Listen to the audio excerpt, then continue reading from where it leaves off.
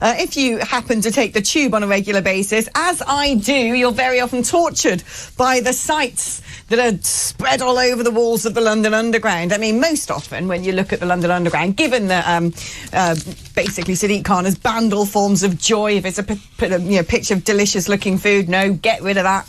If it's a hot lady in a bikini, get rid of that. But if you wanted to show somebody who is, grotesquely overweight with a hairy armpit of indistinct gender, shaving part of their body, advertising some sort of, woke razor blade, then yeah, let's put that so big that you basically want to bring up your shredded wheats. Well, the latest scandal on the London Underground is a big advert that's been put up, and it's a money advert basically, and it seems to be some sort of financial advert advocating, I don't know what one might assume is some sort of Sharia financial system. I think under Islam, and maybe Rafe will be able to explain this more to me, borrowing of money ain't particularly cool. It's not haram, and they've got their own way of having sort of, halal money borrowing. I don't know what this is, but basically there's a big advert for Islamic finance startup called Waheed, which tells commuters to withdraw from exploitation. This advert, if you're watching, you can see it on your screen there. There it is, doing that whole sort of that point at the sky that various characters have done in the past.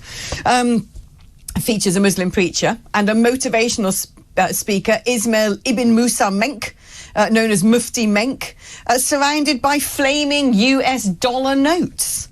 One poster featuring Mr. Menk holding a silver briefcase of burning cash alongside text claiming that charging people interest to borrow money was once called exploitation, and this practice had created a massive wealth gap. Now, old Mr. Menk here was banned from entering Singapore after the city-state's Ministry of Home Affairs accused him of promoting segregationist and divisive teachings. He's also banned from Denmark. The Majil Sul Ulama Zimbabwe, an Islamic school with which old Menk is associated, said the ban was based on an inaccurate perception of one of his lectures. Anyway, let's just speak to Rafe Heydel-Mankoo about this, shall we? Because he's an authority on all things cultural. Rafe, my darling, what is going on here? There was a picture of a comedian who had a hot dog or something. That was banned by TfL because it had a hot dog in it, and he had to hold a cucumber instead. There was an advert for a play. Can't what it was, but on the particular advert for this theatre production was a wedding cake. That was banned because it had a wedding cake on it. And here we are. The Muslim Monetary Fund, or whatever they are, pointing up at the sky, burning dollars. Some of them seem to have pretty controversial relationships, and that's fine. Yeah, well, hello there, Alex. You're quite right. Now we'll just say, we've gone from two-tier policing and two-tier justice. Now we've got two-tier advertising as well. And you're right, when TfL is so harsh and unforgiving about these very innocent, completely harmless ads like Ed Gamble's show, which was called Hot Diggity Dog, not Hot Diggity Cucumber, when you have the poster for this play in the West End, which was Tony and Tina's wedding and featured a wedding cake. They're so harsh and unforgiving about that.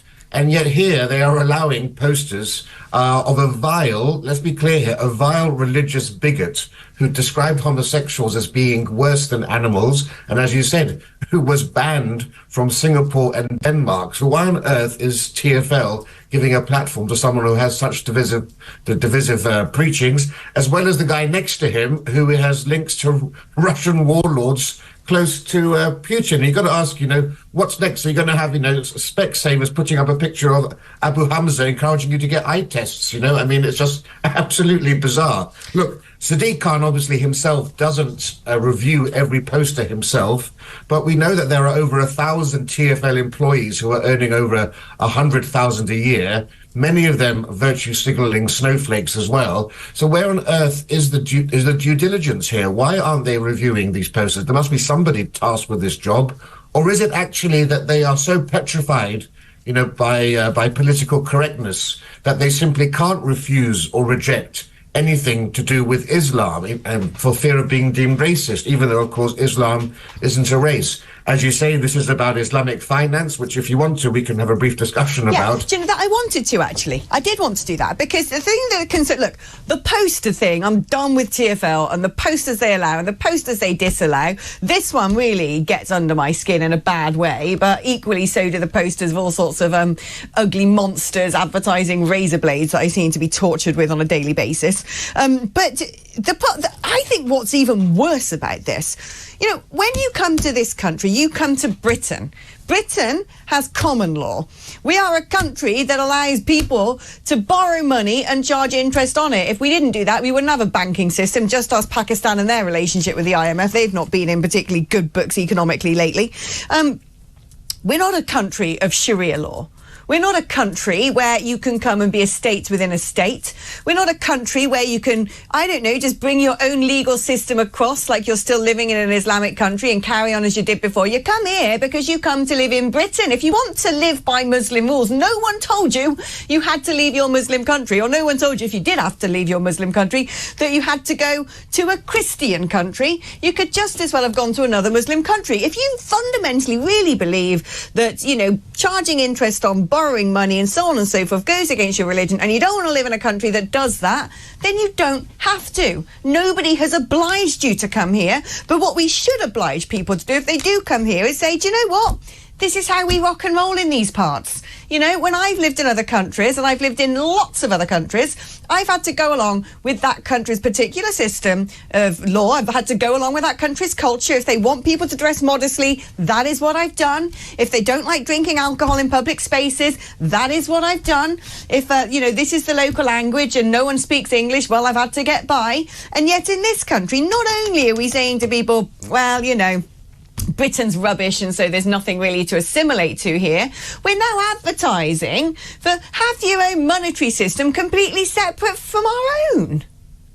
Yes, well, look, aren't the simplest adages best? When in Rome, do as the Romans do. This is just yet another example of this gradual encroachment of Sharia law into British life. I'm afraid to say this is not a new thing. You know, I worked at Deutsche Bank about 20 years ago, and they also had an Islamic finance section there. There are plenty of banks in the Middle East who will quite gladly engage in Islamic finance. If you want to have an account, you can simply open it there. And many people, I would say, in this country would be, you know, even more offended than them seeing a hot dog by seeing money being burnt, right? Because the act of burning money for many people is, I would think, grossly offensive. The reason that money is being burnt here is that in Islamic finance, money itself has no value. The value is in the products or the services that are being exchanged. And so that's why, as you said, interest cannot be charged on that. So they get around it in different ways. So when you give money to a bank, it's deemed an interest-free loan, and then the bank will invest that money for you and give you the profits on that.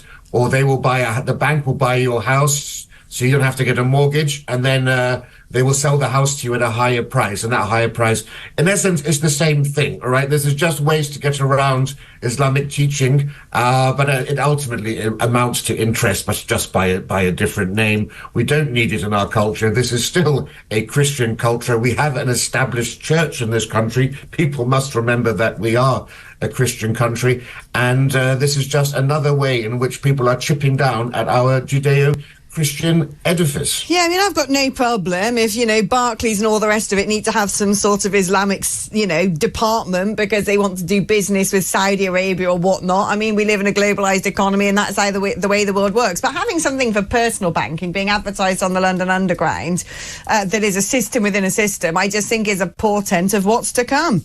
Rafe, thank you ever so much. It's always great catching